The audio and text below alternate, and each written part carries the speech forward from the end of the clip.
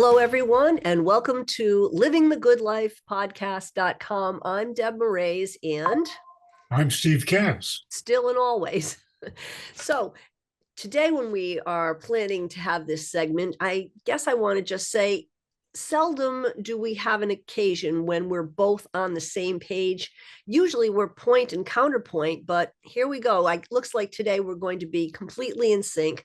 Our two topics that we thought we would discuss would be child marriage and artificial intelligence. So let's begin by talking about the wonders of child marriage. The wonders of child marriage? How about the nightmares of child marriage? What do you think about it, Kass? We just saw an article in the New York Times that talked about it. Did you know that it was legal in many states in America? It's so That abusive. I an can't even. 80-year-old guy could marry a 12-year-old? Can I, you believe that? I can't even imagine that a 20-year-old man could marry a 10 or 12-year-old girl. How is that not considered abuse of the worst kind at this point? Never mind back in the 1800s or whatever. Well, if they weren't married, the adult male would go to jail. Yes, it legalizes pedophilia. Is that what it That's does? correct. Essentially, that's what it does. Well, I mean, when we first started looking into this, it seemed that all the discussion was about the unusual group called Hare Krishna. And I thought, well, if in that one little column of folks who live a very different alternative lifestyle, maybe that's not okay, but that's a one-off. But apparently, even now, what do they say? It's still, the practice still continues in something like 34 states. How can that possibly be? Well, it is. That's how it can possibly be. It's And it's cruel. unbelievable that so many states would allow it. I California being one of them, which blows, by the way, it's illegal in Rhode Island. Thankfully. Yeah. Well, and Well, all of New England, really. well, it's interesting when you think about how Planned Parenthood gets involved and the ACLU when they talk about child rights and all the rest of this. But if that 10-year-old couldn't even retain a lawyer if she were being abused, or if she wanted to be divorced, not even old enough to secure a lawyer to get herself away from that. And I guess that it originally started, correct me on this if I'm wrong, but as long as one of the parents Right. agreed to it way back when, and even now that can happen. Is that true? It's still one, at least one parent can That's say correct. yes and they can do it. Sounds like they should be shot, drawn, and quartered. I can't even imagine that. Oh I my mean, gosh. what kind of a parent could that be? I and But why? I guess there's a religious side to this, which Yes, we this. don't understand at all. Well, when we talk about the religious side, they talk about conservatives and suppose the child is pregnant. I imagine there aren't many 10-year-olds who get pregnant, Cass, but a 14-year-old probably could, maybe a 12-year-old these days, maybe even a 10-year-old. But they figure that having the child pregnant means, of course, they're going to bless a wedding, a marriage, or whatever. That's just unbelievable. It's unbelievable.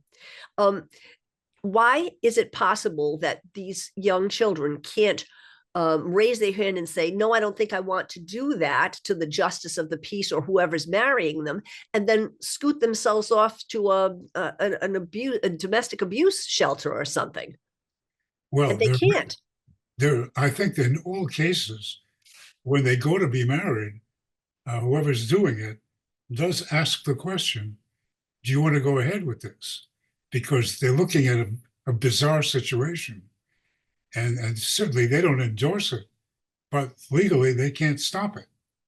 So if the child says yes, and then generally they don't want to, go against their parents or they're now about to be husband. So they say yes because they don't know what else to do. Think about what you just said. Can you imagine, in this year, in this age, in this century, some child not wanting to go against their parents? I mean, these days we hear more kids who are 10, 8, and even younger who are willing to tell their parents to take a hike and use all of the words that we're not going to use here. Never mind not oppose their parents. They oppose their parents at every turn. Why does that not kick in front of a judge or the justice of the peace or pastor or whoever's about to help them bless the sacred? Well, this girl has been brainwashed by One girl.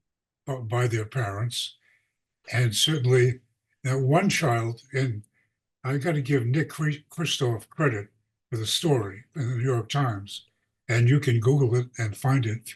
You should read it. You won't believe it. Well, go ahead. I'm sorry. No, but it's true. And he talks about it specifically in America. Now, we all know that in other countries in Latin America, I think even in Sudan or something, they do permit this, but it is unbelievable that it could happen now in America. That I can't believe it. They say that 15 more states like Connecticut and Maine and some of us have been banning it, but the fact that any exist is, well, how could in we Rhode Island not think? Please include Rhode Island. Here's one thing we do right. Rhode Island does include that. Sorry. It's just joking. So when you think about it, when we talk about these young girls who are getting married, they aren't allowed to drink, they aren't allowed to vote, they aren't allowed to retain a lawyer. They couldn't even buy a pack of cigarettes legally, and yet they allow them to be married. That's imagine. They can't even go to a legal operation to complain. They say, no, sorry, we can't deal with you're a minor. Oh, really? But she can get married, but you're not going to help her. What are you, nuts? So I think every state has something comparable to DCYF, the Department of Children, Youth and Families, right, or Human Services. I can't imagine that there isn't an opportunity. I can't imagine that they don't have a requirement for every justice of the peace, every pastor or anyone who sees a 10-year-old in front of them, that they aren't required to make sure that that child has at least the ability to know you can opt out here and call DCYF 1-800 whatever and get away from that situation, whether their parents are agreeing with it or not. I mean, they obviously, we're saying they don't have a vote, not just politically. They don't have a vote in entering into this union. They don't even have a right to enter into the union. It's ridiculous. Well, where do we go with this? One of the lead capitalized paragraph in the article, girls as young as 10 are sometimes legally wed here in the United States. Now, swallow that one. Let's call Donald Trump. I wonder what he would say about that. I can't. So how about this? You know how we talk about it takes a village, that people, what was it, back in Hillary Clinton's days, we used to hear about it takes a village. So suppose even the one parent is an idiot and condones this and wants this. The child is not expected to know her rights. But how about the neighbors, the relatives, the friends who see some 20-year-old hanging around a 10-year-old that someone doesn't pick up a phone? I mean, you know that people snitch all the time. If ever there was a reason to snitch and call in police or DCYF or family services to rescue this poor child, lest she suffer continuing abuse for who knows how long. It's terrible. Well, you say the 20-year-old, they might even look the other way. But how about a 36-year-old? I can't. Or a 45-year-old marrying a 10-year-old? Try that one.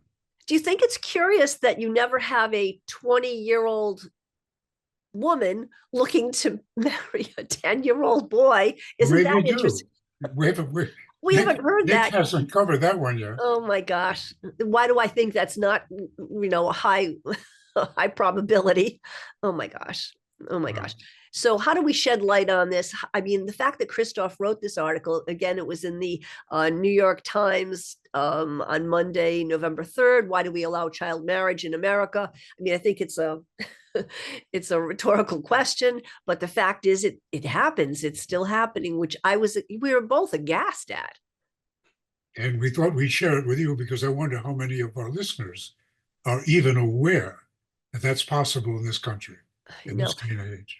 I mean, somewhere there's a single line that says you can't unrape a girl. So they said once a 20-year-old rapes a 10-year-old or whatever, if they're married, now that suddenly makes it not rape.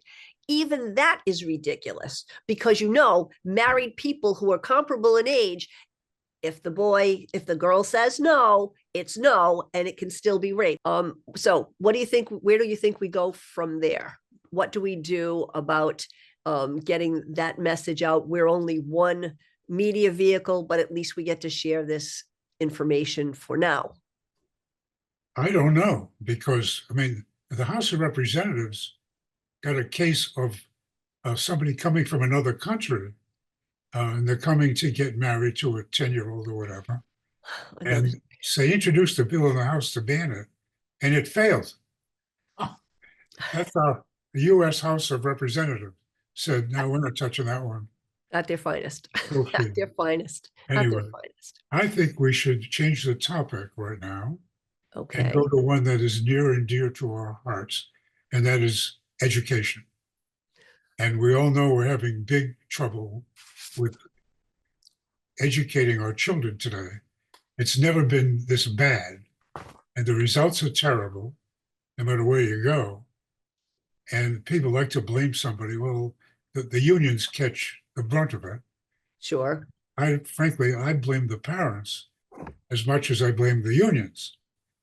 Because when we went to school, at least, and you did, and my parents, we went to elementary school, kindergarten, knowing how to read and write and Yes. count. Yes. Our parents took care of that before Yes. we ever left the house. Yes. I wonder how often that happens today. Well, now it I looks don't think like it's a lot. I don't think it's a lot either. And that's why they can honestly say with a straight face that some first graders, when they enter school, they're already behind the 8 ball. Now, even if you discount us and others, no first grader who entered school had been considered to be behind the 8 ball if they couldn't read. They at least knew up from down, right from left, and if they didn't, they were taught it in about 3 hot seconds, and they moved on, and they weren't held back, and it wasn't a problem. But most first graders knew at least some of those things. They might know their colors, they know their letters, but they're already behind the 8 ball. That's ridiculous. But now, are we supposed to say, let's embrace AI because what the parent or parents couldn't, didn't, wouldn't do? Maybe AI is supposed to be helping them when they go on their computers and go searching, or have a chance to have a tutorial from AI. They could probably learn something from AI that their parents wouldn't, couldn't, didn't teach them. Is that supposed to be a good thing when we think AI is well, it has some problems associated with, let's just say that. Well, this is another wonderful article in the press over the weekend.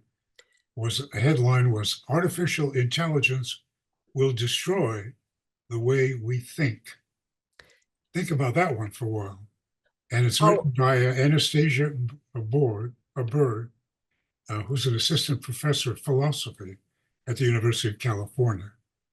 And she makes a very convincing argument that this is denying children the right to think.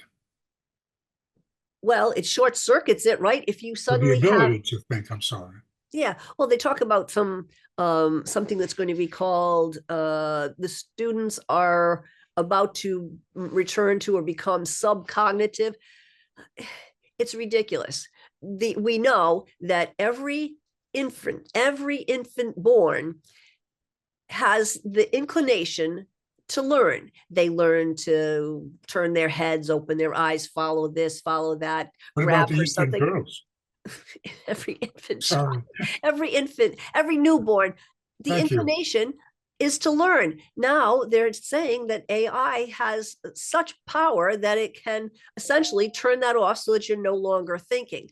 And if that happens among young children who might be now subjected to their computers more and having AI teach them anything, it absolutely removes the whole idea of them having some cognitive development. That's crazy. And we all know that cheating with AI is absolutely rampant across the country. Because, hey, I don't have to think, I don't have to write. I'll just go into AI and they'll do it. and they'll So do it. what? And what have I learned from that? Nothing. And I haven't had given it any thought either, which is the I real didn't have problem. didn't have to. Well, interestingly, you know, you referred to this article that was in the newspaper recently.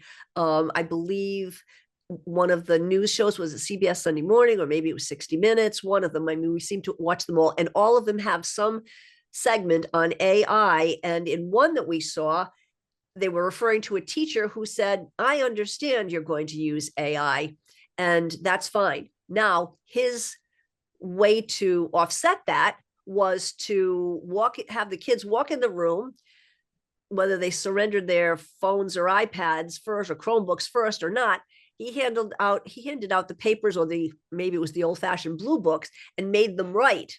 In other words, forcing them to think, I don't know how you did your homework, kid, but essentially, if you didn't learn it, I'm going to know about it, and let's move from there. So maybe there's some way, if teachers are more in tune to that, maybe there is a way to offset that. They'll get to know that maybe AI helped the kid, but it didn't do all of the kid's work.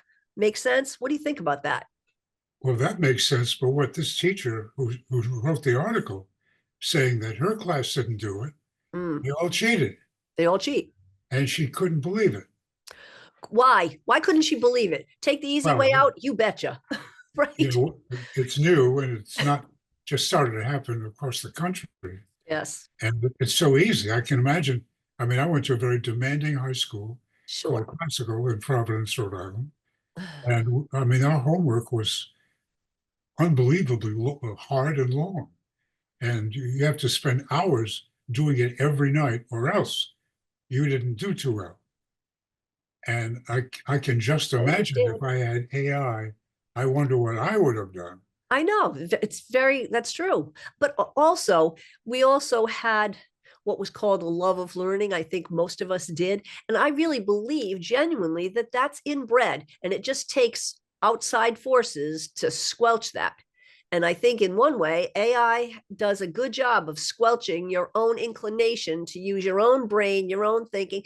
And every time I hear AI is going to help our productivity, I do understand it on the one hand. And then I find myself saying, AI is not a thing that was meant to do synthesis. It does this thing called analysis. It does this thing of pulling information like Wikipedia on steroids or whatever. But when it comes to, can you think of this new? Can you create this new thing? That's something that was the realm of we humans, and it certainly can't be imbued with a soul of some sort. So how do you ever get the next great poet if you're going to turn on AI? Can't happen. Well, I mean, I think the classrooms around in this country's, I mean, I worry about Rhode Island where we have enough trouble Of here. course. Of course. But it's not just here, it's everywhere. And it used to be, I think, just here and not too many places, not now. Yes, I know. But I've got to think that as the truth that this teacher is writing about uh, ends up being a reality, something has to change. Now, I don't know whether you make the children do it twice, once with AI and once on their own. I mean, I don't know, maybe that works. I can't think of any other way to do it. But at some point, they have to learn how to think. Oh, really? Yes, thinking is important. Right. Just ask your parents Well, if you have to think. right. And you understand what's that expression? If you don't use it, lose it. I mean, that Right. is really true. If you have this thing taking over all of your functions, your thinking functions, and you shut that down, then when you need to recall it or, put things together or MacGyver something, as you often tell me that I do, it's not there when you want to call it up. Imagine this, that article about the AI is going to destroy the way we think. They actually, I've got to read this. This is just a killer. They claim that literacy is a historical aberration. No value to literacy anymore, possibly. I can't even believe that we're reading that. How can anybody endorse that? Endorse AI doing that, removing literacy? Well, given That's the amount of money that the AI people have to play with, and they're in the schools big time because they see that as a major, True. shot of business. Uh, they're not saying that there are any problems whatsoever. It's great. Try it. You'll love it. Oh, really? But they're not Well, there to get the end result, which our parents will get the end result when their child doesn't do too well. so, honestly, I understand that it's removing manufacturing jobs by the day. Yeah. I envision was it when Lucille Ball and her sidekick Ethel were taking chocolate covered candies and dropping them into a box or something, and they couldn't quite keep up, and Lucille is looking like an octopus trying to shove them in her mouth so that they wouldn't go down the conveyor belt and drop into a basket. If AI takes over that, fine, but when they're talking about it taking over major functions and replacing human mind, that's a different story. I don't mind if it replaces who's on the conveyor belt, working on with the conveyor belt, but it's got somewhere that So has to once stop. again, I think the major way to change it, if we had enough parents in this country, which we used to have, I'm not sure we do anymore. Uh, just look at what's been going on. So I what know. role could the parents be playing? Certainly not a very big one right now. And can we rely on them to oversee what their children are doing and make them do it in front of you? Okay, now you're going to do it your way without AI, and we'll compare them. And maybe the kids will go for that. I don't know. I know mine would have, but we'll How, see.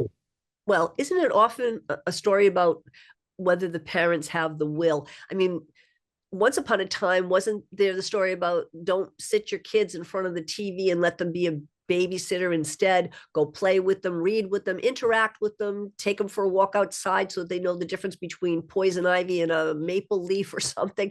And of course, it was all and is easier just to plunk the kid down, turn on the TV set, and you've just been absolved of your responsibility. Well, now you get absolved from additional responsibility as a parent, perhaps even as a teacher, if you just fork over the kids' learning or lack thereof to AI. I don't think it was ever meant to do that. Do you? I mean, even now, do you think that that's what's supposed to happen? It's supposed to help the kids, not replace the parents and teachers. Well, I think AI is, I have to, being a talk show host, now our jobs are being eliminated. Sure, We now have talk shows sure, done by AI, sure. and the AI is the host. And Frightening, there are stations that are totally of all course. their voices are phony. They're not real. That's another sad situation. So, in But defense of sad for it, the people that got fired, that's for sure. yes, right.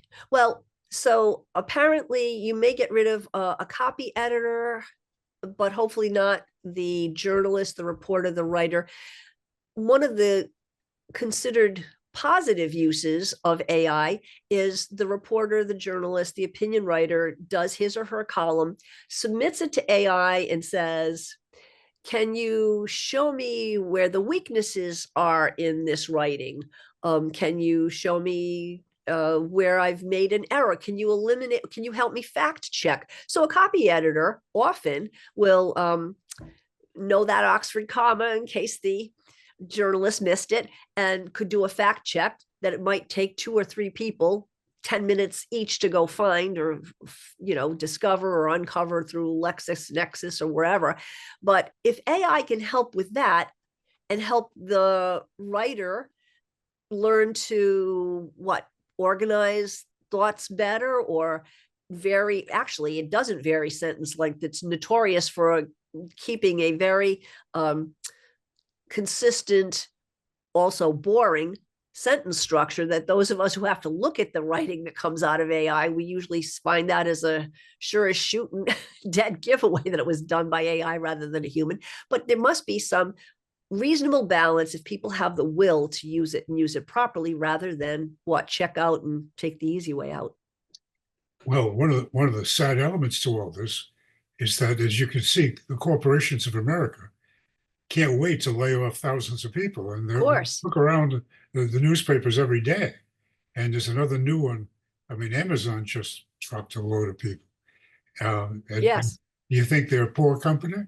Can they think they need to save money that they can keep and not give to people? I don't know.